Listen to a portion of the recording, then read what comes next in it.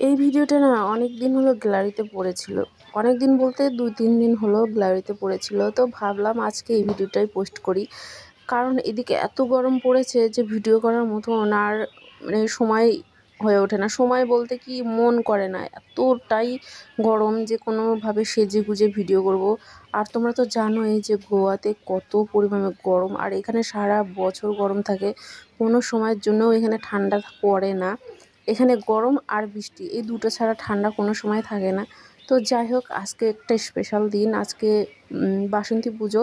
তো তার নবমীর দিন আজকে। তো ভেবেছিলাম আজকে ৯টা কন্যা মেয়েকে মানে কুমারী মেয়েকে ডেকে ঘরে পুজো দিব, কিন্তু সে আশা আর হলো না। আমি যেখানে থাকি তো সেখানে এমন একটা জায়গা, কি দেখলে হয়তো বলবে যে ওয়াও, জায়গাটা কত সুন্দর। সত্যি মানে পৃথিবীতে সুন্দর জায়গা থাকলে এই জায়গাটাই হয়তো আছে, কিন্তু দুঃখের বিষয় এই জায়গাটায় এমনকি আমাদেরও পর্যন্ত অ্যালাউড দেয় না ঘোরার।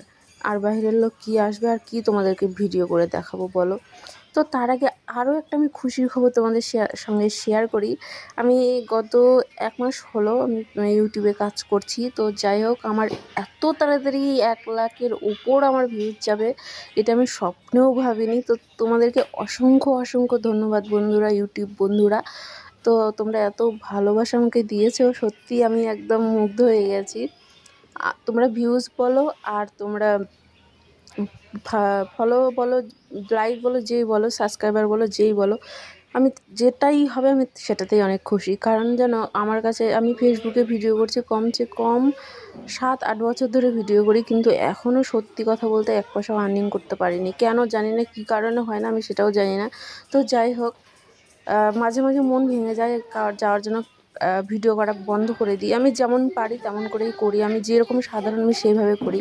তো ইউটিউবে এত পরিমাণ